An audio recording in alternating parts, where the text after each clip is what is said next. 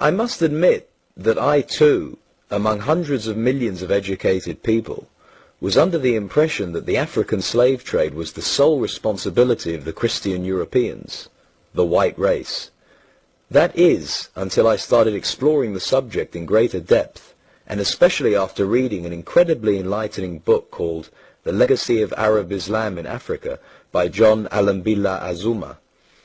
My whole perspective and understanding has changed dramatically, and I would like you to tell us more about this subject. The success of Muhammadan Islam in deceiving, misinforming, deforming, and contorting both history and reality over a period of almost 1400 years has been astounding.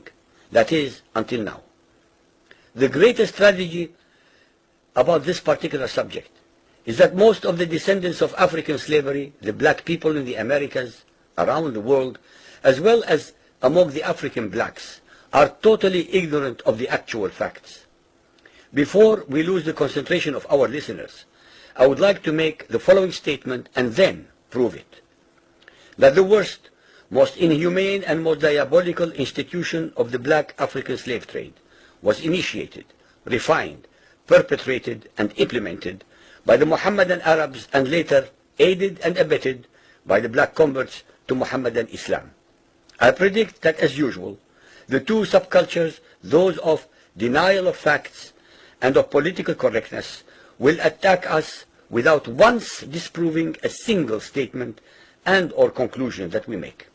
Slavery was not created by the white races, because it has existed throughout human history and practiced by every tribe, culture, civilization, racial group, and religion. In fact, the very word slavery has its root in the name Slav, based upon the Slavic peoples of Europe who were subjugated by other Europeans. It is not common knowledge that the Arabic word abd is synonymous with the meaning of slave. For example, Abdullah means literally the slave of Allah, and that in the language of the Arabs, all black peoples are called abid, plural, for slaves. While much has been written concerning the transatlantic slave trade, surprisingly little attention has been paid to the Islamic slave trade across the Sahara, the Red Sea, and the Indian Ocean. While the European involvement in the African transatlantic slave trade to the Americas lasted for just over 3 centuries, the Arab involvement in the African slave trade has lasted 14 centuries, and in some parts of the Mohammedan world is still continuing to this day.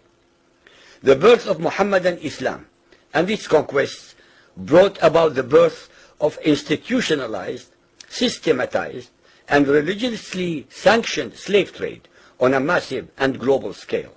In fact, the Quran allows the taking of slaves as booty or reward for wars of aggression against any and all unbelievers, most of the human population. This has led to an enormous number of so-called holy wars, jihad in Arabic.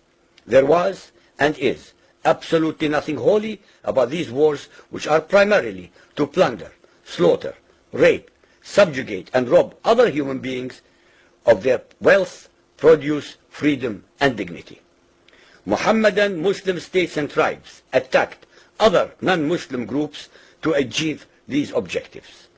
Although Islamic jurisprudence laid down regulations for the treatment of slaves, however, incredible and heinous abuses have occurred throughout the history of Mohammedan Islam. By the Middle Ages, the Arabic word abd was in general used to denote a black slave, while the word mamluk referred to a white slave. Ibn Khaldun, 1332 to 1406, the preeminent Islamic medieval historian and social thinker, wrote, "The Negro nations are, as a rule, submissive to slavery, because they have attributes that are quite similar to dumb animals." It should also be noted that black slaves were castrated based on the assumption that the blacks had an ungovernable sexual appetite. When the Fatimid Caliphate came to power in Egypt, they slaughtered all the tens of thousands of black military slaves and raised an entirely new slave army.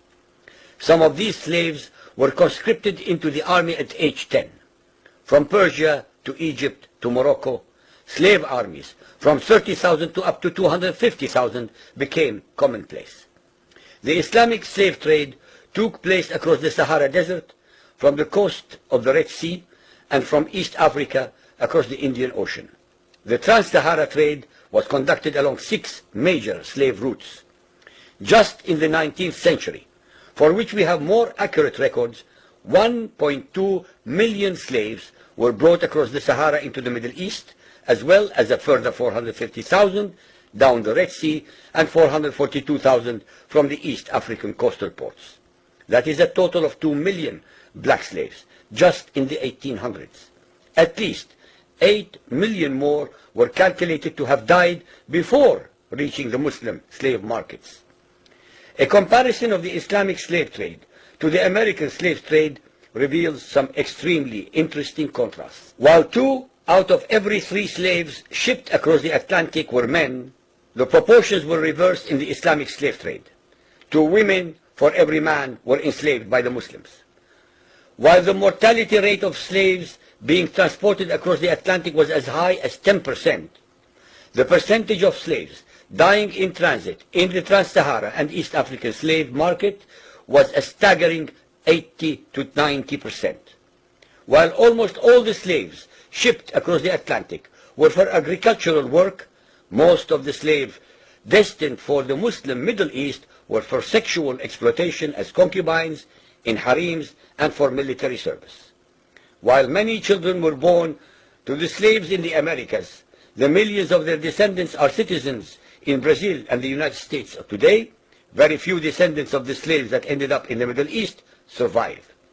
While most slaves who went to the Americas could marry and have families, most of the male slaves destined for the Middle East were castrated, and most of the children born to the women were killed at birth. It is estimated that possibly as many as 11 million Africans were transported across the Atlantic, 95% of which went to South and Central America, mainly to Portuguese, Spanish, and French possessions.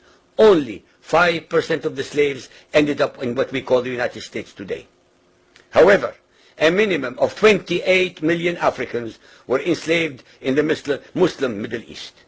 Since at least 80% of those captured by Muslim slave traders were calculated to have died before reaching the slave markets, it is believed that the death toll from 1400 years of Arab and Muslim slave raids into Africa could have been as high as 112 millions. When added to the number of those sold in the slave markets, the total number of African victims of the trans-Saharan and East African slave trade could be significantly higher than 140 million people. What is obscene about this whole subject is the Muhammadan, Muslim, and Arab culture of denial regarding their complicity in the African slave trade, as well as the ignorance of black Muslims about the reality of their past and present conditions. The statistics and reports above are based upon the logbooks kept at the African slave ports, ship logs, travelers' reports, eyewitness accounts, etc. Ladies and gentlemen, the facts and reality of Muhammadan Islam's complicity in the slave trade and their inhuman depravity are infinitely more devastating, more staggering, and more incomprehensible than all the nightmare fictions in the world.